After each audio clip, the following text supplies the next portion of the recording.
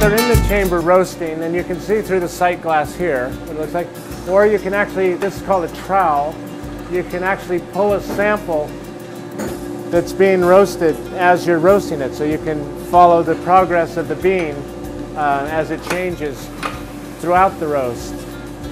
A roast typically takes 12 to 18 minutes, depending on how dark it is. This particular machine is a 12 kilo machine, so it will roast up to 30 pounds at a time, down anywhere between 2 pounds and 30 pounds. But that's the maximum charge for this machine. And what we're doing now is we're 12 minutes into this roast, and it's coming up to what they call the first crack, where it actually pops like popcorn, and it's water breaking through the membrane as the water is released by the heat. And at that point, it will really start to turn brown quickly and start browning, and then you just have to really keep an eye both on the temperature, which is displayed down here, and the color of the bean. And then you listen for a second crack, which happens when the CO2 is breaking through the membrane, and that's when you've got to, basically you're done, and then it's up to you to decide where along that process you want to finish the roast and bring it out. When we sample beans, we'll roast the same bean to say 6 different temperatures, and then cup it, which is make coffee out of it, and taste it, and it'll be 6 different beverages. Absolutely, even the difference of 5 degrees Fahrenheit. So that makes a great difference. You know, it's where the change is, where the heat, the chemistry, where the heat has affected the alkaloids, and there's 276 some odd alkaloids in coffee that affect the flavor.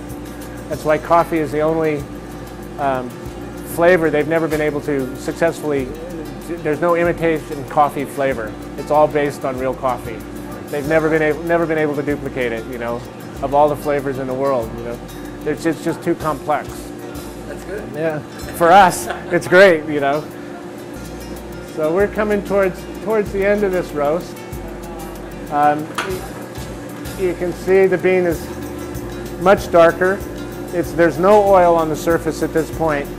And at this roast, which we call a full city roast or a regular roast, it will not be oily. It'll come out right at what we call the second crack. And so I'm going to step in here and do that, get it out.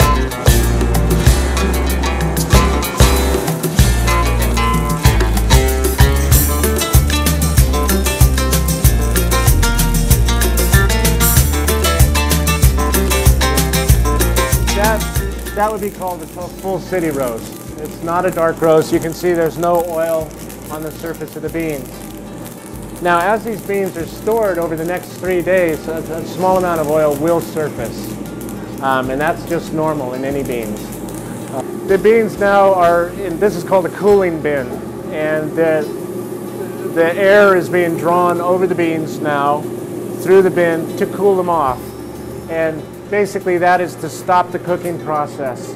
It's important that the beans be cooled as quickly as possible once they're at the desired roast, so that they don't keep cooking and go beyond the degree of roast that you want them in. So now we start the next roast. While these are cooling, we can begin the next roast. A Guatemala Antigua.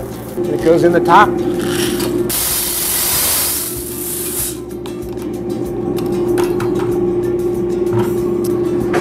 And then I turn on the timer and drop it into the bin. And we go for another cycle. That's it.